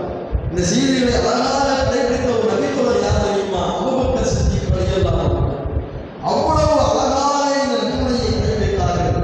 அல்லாஹ்வின் தூதர் ஸல்லல்லாஹு அலைஹி வஸல்லம் அவர்களுடைய நெருங்கிய நண்பராகவும் உமர் இப்னு கத்தாப் அவர்களுக்கும் நெருங்கிய நண்பர் அபூபக்கர் சித்திக் அவர்கள். அப்ப உமர் ரலியல்லாஹுடைய மகள் ஹப்ஸா, இவர்கள் ஏற்கனவே ஒரு திருமணம் முடிக்கப்பட்டு அந்த திருமணத்தில் கணவரை இழந்துள்ளாங்க. இப்ப விதவை பெண்மணியா இருக்கிறாங்க. அப்ப உமர் இப்னு கத்தாப் அவங்க என்ன செய்யறாங்கன்னா, விதவையாக இருக்கக்கூடிய பெண் ஹப்ஸாவை யாருக்காக நான் திருமணம் எடுத்து கொடுக்க வேண்டுமே என்று நேர என்ன செய்யறாங்கன்னா, அபூபக்கர் சித்திக் ரலியல்லாஹு அன்ஹு வராங்க. அபூபக்கரே, என்னுடைய மகளான ஹப்ஸாவை திருமணம் முடித்துக் கொள்ளுங்கள். அபூபக்கர் சித்திக் ரலியல்லாஹு அன்ஹு ஒரு வார்த்தை கூட பேசல. வேணும் வேணாம், பிடிச்சிருக்கு பிடிக்கல, எந்த வார்த்தையும் பேசல, மௌனமா இருந்துட்டு அப்படியே போயிட்டாங்க. உமர் இப்னு கத்தாப் அவர்களுக்கு சரியான கோபம். ஏன்னா ஒரு பெண்ணுடைய தந்தையாக இருந்து கொண்டு என்னுடைய பெண்ணை திருமணம் முடித்துக் கொள்ளுங்கள் என்று கேட்கிறோம். ஒரு சரியான ஒரு ரெஸ்பான்ஸ் இல்லை, ஒரு பதில் இல்லை. இன்னைக்கு நம்ம கோபம் வருது இல்லை, நம்ம வீட்டுக்கு நம்ம பெண்ணை வந்து பார்த்துட்டு வீட்டுக்கு போயிட்டு நாங்கள் ஃபோன் அடிக்கிறோம் அப்படின்ட்டாங்கன்னா ஒரு 2 நாள் தாக்காது. நான் வீட்டுக்கு போயிட்டு ஃபோன் அடிக்கிறாங்க, ஃபோனை காணுமே, ஒன்று இருக்குன்னா இருக்கு, இல்லைன்னா இல்லைன்னு சொல்லிட்டு போக வேண்டியது, நம்ம அந்த இடத்த பார்க்கலாம்னு அப்படியே காலில் தண்ணியை வெந்நீர் ஊற்றுற மாதிரி முதலிப்போம். அதே போன்ற ஒரு பெண்ணுடைய தந்தையாக இருந்த உமர் இப்னு கத்தாப் அவர்கள் கோபப்படுகிறார்கள். பெண்ணுடைய தந்தையா இருந்து நம்ம கேட்கிறோம், ஒரு பதில கூட சொல்லாம அவர் நமக்கு என்ன போறாரு, என்ன பூமியுடைய அப்படிங்கிற மாதிரி கோபப்படுறாங்க. பிறகு என்ன செய்யறாங்கன்னா, அல்லாஹ்வின் தூதரை சந்திக்கிறார். அல்லாஹ்வின் தூதரை போய் உமர் இப்னு கத்தாப் அவர்கள் சந்தித்து, அல்லாஹ்வின் தூதரை, என்னுடைய பெண் ஹப்ஸாவை நீங்கள் திருமணம் முடித்துக் கொடுங்கள். அப்ப அல்லாஹ்வுடைய தூதர் அவங்க விருப்பம் தெரிவிக்கிறாங்க. ஹப்ஸா ரலியல்லாஹு அன்ஹா திருமணம் வச்சிருந்தாங்க. அப்ப திருமணம் நடைபெற்றதற்கு பின்பாக அபூபக்கர் சித்திக் ரலியல்லாஹு அன்ஹு உமர் அவர்களை சந்திக்கிறார்கள். என்ன உமரே, எவ்வளவு கோபமா இருக்கிறீங்க போல, ஏன்னா பெண்ணு கேட்டு பதில் சொல்லல. அப்ப அபூபக்கர் அவங்க கேட்கிறாங்க, உமர் வாங்கடா கேட்கிறாங்க, ஏன்னா உமரே எவ்வளவு கோபமா இருக்கிற மாதிரி இருக்குதே, என்ன விஷயம், எனக்கு அந்த விஷயம் தெரியும் அப்படிங்கிறாங்க. நீங்க ஹப்ஸாவை திருமணம் முடிக்க சொல்லி என்ன கேட்டீங்க, நான் பதில் சொல்லல, அதனால உங்களுக்கு கோபம் அப்படிங்கிறது உமர் இப்னு கத்தாப் அவங்க ஆமா கடுமையான கோபத்தில் இருக்கிறவங்க மேல அப்படின்னு சொன்ன உடனே நான் அந்த இடத்தில் மௌனத்தை கடைபிடித்ததனுடைய காரணம் என்ன தெரியுமா? ஹப்ஸா ரலியல்லாஹு அன்ஹா அவர்களுக்கு நீங்கள் மணமகனை தேடுகிறீர்கள் என்கின்ற செய்தியை கேள்விப்பட்டவுடன் அல்லாஹ்வுடைய தூதர் அவங்க எந்த தனிமையில ரகசியமா என்ன சொல்லியிருந்தாங்கன்னா, ஹப்ஸாவை நான் திருமணம் முடிப்பதற்கு விரும்புகிறேன் என்று என்ன செய்தியை சொல்லியிருந்தாங்க. எனக்கும் விருப்பம் தான், ஆனால் அல்லாஹ்வுடைய தூதர் அவர்கள் விரும்பி விட்டார்கள். அந்த விருப்பத்தை நான் ரகசியமாக வைத்திருந்தேன், உங்களிடம் சொல்லியிருக்க முடியும். அல்லாஹ்வுடைய தூதர் அவங்க உங்களுடைய பெண்ணை திருமணம் முடிக்க விரும்புகிறார்கள் என்கின்ற அந்த ரகசியம் எனக்கு தெரிய வந்த காரணத்தினால்தான் நான் என்ன செஞ்சேன், அந்த இடத்துல நான் வேண்டும் என்றும் சொல்லவில்லை, வேண்டாம் என்றும் சொல்லவில்லை. காரணம் என்ன? வேண்டும் என்று சொல்லக்கூடிய மனமும் எனக்கு இருக்கிறது, வேண்டாம் என்று சொல்லக்கூடிய மனமும் எனக்கு ரெண்டுமே இல்லை. நம்ம அந்த அடிப்படையில் அல்லாஹ்வுடைய தூதர் அவங்க விருப்பம் தெரிவித்து விட்டார்கள். அதில் நம்ம தலைவிடக்கூடாது என்பதற்காக தான் நான் மௌனமாக இருந்தேன். பேசினால் நன்மையை பேச வேண்டும், இல்லை என்றால் மௌனமாக. அல்லாஹ்வுடைய அபூபக்கர் சித்திக் ரலியல்லாஹு அன்ஹு எவ்வளவு அழகாக கடைபிடிக்கிறாங்க பார்த்தீங்களா? இந்த சம்பவம் நம்முடைய வாழ்க்கையை நடந்து யோசிச்சு பாருங்க. நம்ம ஊர்ல ஒருத்தர் இருக்கிறாரு, அவர் ஒரு பெண்ணை விரும்புகிறார் திருமணம் முடிப்பதற்காக. அந்த பெண்ணை கேட்டு நம்ம வீட்டுக்கு வராங்க, அந்த பெண்ணை திருமணம் முடிச்சுட்டு வாங்க.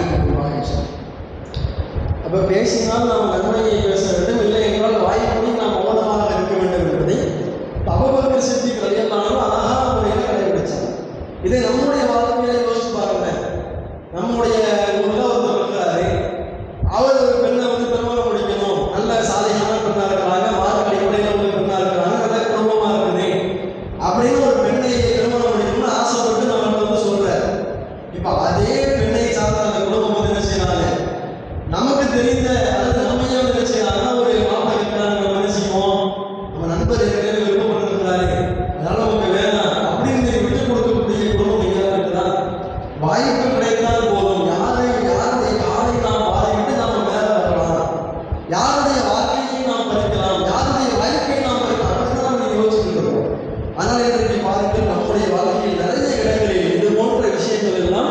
பேசினால் ஒரு காரியத்தை செய்தால் அது நன்மை பகிர்க்கும் அதை பேச வேண்டும், செய்ய வேண்டும். இல்லை என்றால் நாம் வாய் மூடி மூலமாக நாம் உண்டு நம்முடைய வேலை உண்டு என்று நாம் இருந்து கொள்ள வேண்டும் என்பதை இன்றைக்கு பெரும்பான்மையான முஸ்லிம்கள் இன்றைய வாழ்க்கையில் கடைபிடிக்கிறது இல்லை. அதனுடைய பிரச்சனை தான் இன்னைக்கு பாருங்க, மார்க்க அடிப்படையில் நிறைய குழப்பங்களாக இருக்கட்டும், அல்லது உலக விஷயத்தில் நிறைய குழப்பங்களாக இருக்கட்டும், இது போன்ற நெறிமுறையை கடைபிடிக்காதவனுடைய விளைவாக இது போன்ற விஷயங்கள் எல்லாம் இருப்பதை நாம் பார்க்கிறோம். அதே போன்று பார்த்தோமையானால் அல்லாஹ் வறுமை நாளில் எப்படிப்பட்ட ஒரு நீதியாளராக இருக்கின்றானே என்று கேட்டால் நமக்கு அனைவருக்கும் தெரிந்த ஒரு செய்திதான். நாளை வறுமை நாளில் ஒரு மனிதன் திஹாமா மலை அளவிற்கு நன்மைகளை கொண்டு வருவான், நிறைய நன்மைகளை கொண்டு வந்து அல்லாஹ் முன்னிலிருந்து நிற்பான். அல்லாஹ் நாளை வறுமை நாளிலே அவனை விசாரிக்கக்கூடிய நேரத்தில் அவனுடைய நன்மைகள் அதிகரித்திருக்கும். அதனுடைய விளைவாக அவன் சொர்க்கத்திற்கு சென்று விடலாம் என்று அங்கே அவன் எண்ணிக்கொண்டிருப்பான். ஆனால் அந்த இடத்திலே அவன் பல நன்மைகளை அவன் சேர்ந்திருந்தாலும் நிறைய மனிதர்களுக்கு அவன் பாதிப்பை ஏற்படுத்தி நிறைய மனிதர்கள் அவனால் பாதிக்கப்பட்டு இந்த உலகத்தில் இருந்திருப்பார்கள். அல்லாஹ் அவனுக்கு சொர்க்கத்தை தீர்ப்பளித்ததற்கு பின்பாக அந்த பாதிக்கப்பட்ட மனிதர்கள் எல்லாம் அந்த அல்லாஹ்விடத்தில் முறையிடுவார்கள். நிறைவா இந்த உலகத்தில் வாழும் பொழுது இவனை என்னை அழித்தான், உதைத்தான், என்னை விமர்சனம் செய்தான், என்னை பற்றி இவன் புறம் பேசினான், என்னுடைய சொத்தை அபகரித்தான், என்னுடைய வாழ்க்கையிலே பிரிவினைகளை ஏற்படுத்தினான், என்னுடைய உறவுகளை பிரித்தான். இந்த இப்படி என்னென்ன பிற மக்களுக்கு எல்லாம் நாம் பாதிப்பை ஏற்படுத்துகிறோமோ அந்த பாதிப்புகளை குறித்து அல்லாஹ்விடத்தில் முறையிடுவார்கள். அல்லாஹ் எப்படிப்பட்ட ஒரு நீதியாளர் என்பதை பாருங்கள். அந்த பாதிக்கப்பட்ட மக்களுக்கு அல்லாஹ்விடத்தில் முறையிட்ட அந்த மக்களுக்கு இவனுடைய நன்மைகளிலிருந்து அல்லாஹ் என்ன செய்வான், கொஞ்சம் கொஞ்சமாக அல்லாஹ் கொடுத்து கொண்டே இருப்பார். இந்த உலகத்தில் அவனை பற்றி குணம் பேசினாயா, இந்த அவன் நன்மையிலிருந்து அவனுக்கு கொஞ்சம் முடிஞ்சிச்சு.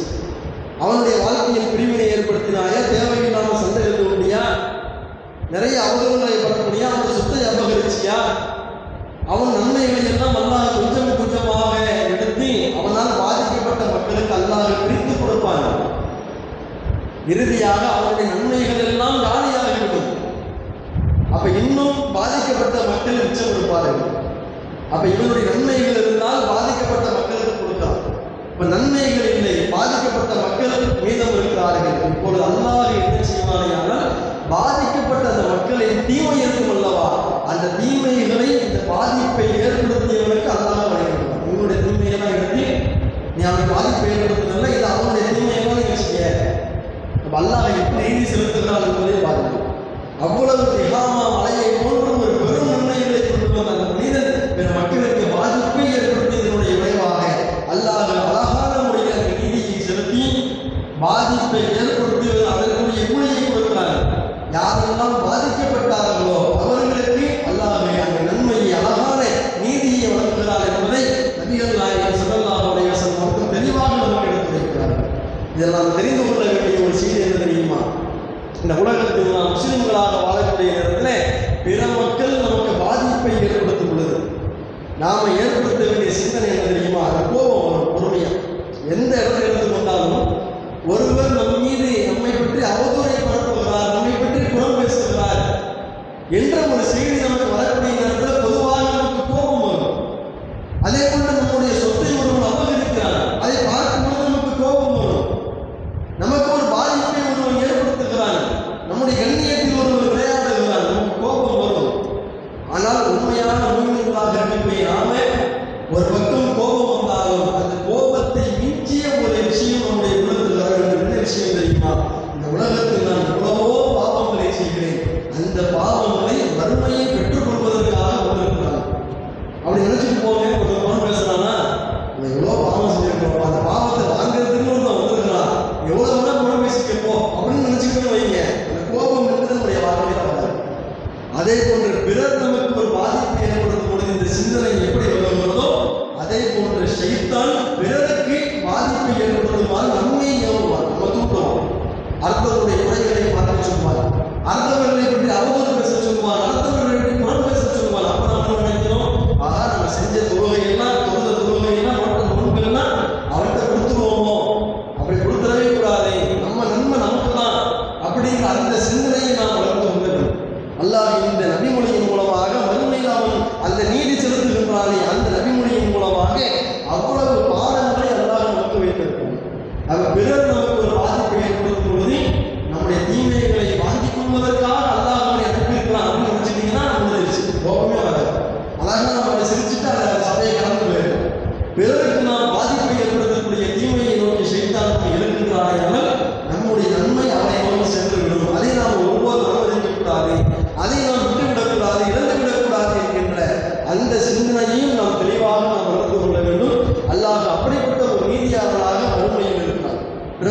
பாதிப்பை ஏற்படுத்தி விட்டோமையானால் நீ தொழுதியா நோன்பு வச்சு அதெல்லாம் தான் பார்க்க மாட்டான். அண்டை விட்டார் சம்பந்தமாக செய்தியை சொன்னோம்ல, அல்லாஹ்வுக்கு செய்ய வேண்டிய கடமை ஒன்று, சக மனிதர்களுக்கு நாம் செய்ய வேண்டிய கடமை ஒன்று. அல்லாஹ் எதை பார்க்கின்றானே ஆனால் எனக்கு செய்ய வேண்டிய கடமைகளில் நீ குறை வைத்திருந்தாலும் சக மனிதர்களுக்கு செய்ய வேண்டிய கடமைகளில் நீ குறை வைக்காமல் இருந்திருந்தால் அல்லாஹ் நமக்கு சொர்க்கத்தை தருவான். அல்லாஹ்வுக்கு செய்ய வேண்டிய கடமையெல்லாம் சரியா செஞ்சுட்டு சக மனிதர்களுக்கு நாம் பாதிப்பை ஏற்படுத்துவோமையானால் அல்லாஹ் எதை பார்க்கிறான் தெரியுமா? எனக்கு செய்ய வேண்டிய கடமையை செஞ்சப்பா, அதை ஓரமாக வைக்கும். சக மனிதர்களுக்கு செய்ய வேண்டிய கடமையை நீ சரியாக செய்தாயா என்பதை நாம் அல்லாஹ் பார்க்கிறான். அந்த அடிப்படையில் நாம் என்ன செய்யக்கூடாது? அல்லாஹ்வுக்கு நீதியை நாம் பெற வேண்டும், நன்மையை நாம் பெற வேண்டுமையானால் பிறர் நமக்கு பாதிப்பை ஏற்படுத்தும் பொழுதும் அதை கோபப்படாமல் அழகாக நாம் சென்று விட வேண்டும். நாமும் பிற மக்களுக்கு பாதிப்பை ஏற்படுத்தக்கூடாது. இது ஒரு விஷயம். அடுத்து பார்த்தீங்கன்னா, இந்த லா இலாஹ இல்லல்லாஹ் நாம் உறுதியாக இருக்கும் காலமெல்லாம் அல்லாஹ்வுடைய பாவங்களை மன்னித்து அங்கே அழகான முறையில் அல்லாஹ் நீதி செலுத்துகிறார். அல்லாஹ்வுடைய பண்பை பற்றி நபிகள் நாயகம் அவர்கள் ஒரு அழகான ஒரு செய்தியை எடுத்து வைக்கிறாங்க. ஒரு முறை முஆத் இப்னு ஜபல் ரலியல்லாஹு அன்ஹு என்ன செய்யறாங்கன்னா, அல்லாஹ்வுடைய தூதரோடு புத்தகத்தில் பயணிக்கிறாங்க. அப்ப அல்லாஹ்வுடைய தூதர் அவங்க முஆத் இப்னு ஜபல் அவர்களை அழைக்கிறார்கள். அப்ப முஆத் இப்னு ஜபல் அவங்க என்ன செய்யறாங்க? லப்பைக வ ஸஅதைக யா ரசூலல்லாஹ், அல்லாஹ்வுடைய தூதர் இதோ நான் வந்து விட்டேன். முதல் முறை கூப்பிடுறாங்க, எந்த செய்தியும் சொல்லலை. இரண்டாவது முறை கூப்பிடுறாங்க, எந்த செய்தியும் சொல்லலை. மூன்றாவது முறை அழைத்து விட்டு முஆத் இப்னு ஜபல் அவங்கள்ட்ட அல்லாஹ்வுடைய தூதர் கேட்கிறாங்க, இந்த உலகத்தில் வாழக்கூடிய மனிதன் அல்லாஹ்விற்கு செய்ய வேண்டிய கடமை என்னவென்று நமக்கு தெரியுமா? அப்போ முஆத் இப்னு ஜபல் அவங்க பதிலளிக்கிறாங்க, அல்லாஹு வ ரசூலுஹு ஆலம், அல்லாஹ்வும் அவருடைய தூதரும் தான் நன்கறிந்தவர்கள், எங்களுக்கு அதை பற்றி தெரியாது. அப்போ அல்லாஹ்வுடைய தூதர் சொன்னார்கள், இந்த உலகத்தில் வாழக்கூடிய ஒரு மனிதன் அல்லாஹ்விற்கு செய்ய வேண்டிய கடமை என்னன்னா, அவனுக்கு எந்த ஒன்றையும் இணை வைக்காமல் இருக்க வேண்டும், அவனை மட்டுமே தூய்மையாக வணங்க வேண்டும். இதைதான் மனிதர்கள் மீது கடமை அப்படின்னு அல்லாஹ்வுடைய தூதர் சொல்லிட்டாங்க. இரண்டாவதாக ஒரு கேள்வி கேட்கிறாங்க, அப்படி ஒரு மனிதன் வாழ்ந்து மரணித்து விட்டால், ஏகத்துவத்தில் மரணித்து விட்டால் அவனுக்கு அல்லாஹ் செய்ய வேண்டிய கடமை என்ன தெரியுமா? லா இலாஹ இல்லல்லாஹ்வை ஏற்றுக்கொண்டு அதே நிலையில் மரணித்து விட்டால் நரகத்திலிருந்து அவனை பாதுகாத்து சொர்க்கத்திற்கு அழைத்து செல்வதுதான் அல்லாஹ்வுடைய கடமை என்று நபிகள் நாயகம் அவங்க எடுத்து வைக்கிறாங்க. இதற்கு அழகான ஒரு செய்தியை பாருங்க. ஒரு மனிதர் நாளை மறுமையிலே அல்லாஹ் அவனை விசாரிப்பான். விசாரிக்கக்கூடிய அந்த நேரத்தில் அல்லாஹ் சொல்லுவாராம், என்னுடைய அடியானே நீ கவலைப்படாதே, இந்த நாளில் உனக்கு அநீதி இழைக்கப்படாதே. அப்ப அவனுடைய பாவங்களை அழைக்கும் பொழுது 99 ஏடுகள், எத்தனை ஏடுகள்? 99 ஏடுகள். ஒவ்வொரு ஏடும் கண் பார்வை தூரம் 8 அளவிற்கு இருக்கும். அவ்வளவு மலை அளவிற்கு பெரிய பெரிய ஏடுகளை கொண்டு வந்து அந்த தராசிலே வைக்கப்படும். அவன் செய்த தீமைகள் அதை பார்த்தவன் அவன் பயப்படுவான். அல்லாஹ் சொல்லுவான், என்னுடைய அடியானே நீ பயப்படாதே, உனக்கு அநீதி இழைக்கப்படாது. அப்ப மீண்டும் அவன் செய்த நன்மைகளை அழைக்க வேண்டும் அல்லவா? அப்பொழுது அவன் செய்த நன்மைகள் பதிவு செய்யப்பட்ட அந்த விஷயங்களை கொண்டு வரும் பொழுது ஒரே ஒரு துண்டு சீட்டு தான், சின்னதாக ஒரு துண்டு சீட்டு தான், பஸ் டிக்கெட் மாதிரி இருக்கு பாருங்க, அந்த மாதிரி சின்னதாக ஒரு துண்டு சீட்டு தான் கொண்டு வந்து தராசுல வைக்கப்படும். அப்ப இவன் பார்ப்பான், தீமைகள் பதிவு செய்யப்பட்டதை பார்த்தா 99 ஏடு இருக்குது, ஒவ்வொன்றும் மலை மாதிரி இருக்குது. நன்மைகள் பதிவு செய்யப்பட்ட விஷயத்தை பார்த்தா ஒரு சின்ன துண்டு சீட்டு தான் இருக்குது. இதை வச்சு நாம எப்படி நாம போகிறோம்? அல்லாஹ் மேல அநீதி இழைக்க மாட்டேன் என்று சொல்லியிருக்கிறாங்க, நமக்கு நரகம் தான் அப்படின்னு நாம முடிவு பண்ணிடுவோம். இறுதியாக அல்லாஹ் நன்மைகள் பதிவு செய்யப்பட்ட அந்த துண்டு சீட்டை கொண்டு வந்து அந்த தராசிலே வைப்பான். அல்லாஹ் தன் மீது எதை விதியாக்கி இருக்கிறான்? லா இலாஹ இல்லல்லாஹ் ஒருவர் உறுதியாக இருந்திருந்தால் நரகத்திலிருந்து பாதுகாத்து அவரை சொர்க்கத்திற்கு கொண்டு செல்வதுதான் அல்லாஹ்வின் கடமை. அந்த கடமையை அல்லாஹ் எப்படி நிறைவேற்றுகிறான் என்று பாருங்கள். அந்த துண்டு சீட்டிலே லா இலாஹ இல்லல்லாஹ் என்பது மட்டும்தான் எழுதப்பட்டிருக்கிறது. அந்த துண்டு சீட்டை கொண்டு வந்து அந்த இடை தராசில் வைத்தவுடன் அவன் செய்த பாவங்கள் பதிவு செய்யப்பட்ட அனைத்து ஏடுகளுமே தூள் தூளாக மண்ணோடு மண்ணாக அது அழிந்துவிடும் என்று அல்லாஹ்வுடைய தூதர் எடுத்துரைக்கிறார்கள். தீமையில் எந்த ஒன்றும் கிடையாது, நன்மையிலே லா இலாஹ இல்லல்லாஹ் என்கின்ற அந்த துண்டு சீட்டு இருக்கிறது. அந்த துண்டு சீட்டு தீமையை விட அதிகமாகிவிட்ட காரணத்தினால் அவரை அல்லாஹ் சொர்க்கத்திற்கு அனுப்புகிறார். அவர் தொழுகவில்லை, நோன்பு வைக்கவில்லை, எந்த விதமான நன்மைகளையும் செய்யவில்லை, லா இலாஹ இல்லல்லாஹ் உறுதியாக இருந்தால் அல்லாஹ் தன் மீது எதை கடமையாக இருக்கிறான். அதிலே ஒருவர் உறுதியாக இருந்தால், லா இலாஹ இல்லல்லாஹ்விலே உறுதியாக இருந்து அதே நிலையில் மரணித்து மறுமையை சந்தித்து பாறையாமல் அவரை நரகத்திலிருந்து பாதுகாத்து சொர்க்கத்திற்கு அழைத்து செல்வது அல்லாஹ்வின் கடமை என்று அல்லாஹ்வுடைய தூதர் நமக்கு எடுத்துரைக்கின்றார்கள். இவ்வளவு அழகாக அல்லாஹ் நீதி செலுத்துவதற்காக அந்த மறுமை நாளை அல்லாஹ் படைத்திருப்பான். அதை பற்றி அல்லாஹ் பேசுவது மாலிக்கி மறுமை நாளின் அதிபதி என்று அல்லாஹ் இந்த வசனத்தில் எடுத்துரைக்கின்றான். அந்த மறுமை நாளிலே அதிபதியாக இருந்து நீதிபதியாக இருந்து அழகான முறையில் நீதி செலுத்துவதற்காக யாருக்கும் எந்த அநியாயமும் செய்யாமல் யாருக்கும் எந்த கூடுதல் குறைவும் இல்லாமல் அழகான முறையில் நீதி செலுத்துவதற்கு அல்லாஹ் தயாராக இருக்கிறான். இன்ஷா அல்லாஹ் இந்த உலகத்தில் மூமின்களாக வாழக்கூடிய நாம அந்த மறுமை நாளை எதிர்நோக்கி வாழக்கூடிய நாம் அந்த மறுமை நாளுக்காக இந்த உலக வாழ்க்கையை நாம் செதுக்க வேண்டும். அதற்காக நாம் உழைக்க வேண்டும். மறுமை நாளுடைய அந்த அச்சம் இல்லாமல் அதனுடைய சிந்தனை இல்லாமல் ஒருபோதும் நாம் வாழ்ந்துவிடக்கூடாது. மறுமை சிந்தனையோடே வாழக்கூடியவர்களாக நல்ல இறைவன் நம் அனைவரையும் அருள் புரிவானாக. வாஹிரு தாவானா அனில் அல்ஹம்துலில்லாஹி ரப்பில் ஆலமீன். அஸ்ஸலாமு அலைக்கும் வரஹ்மத்துல்லாஹி வபரகாத்துஹு.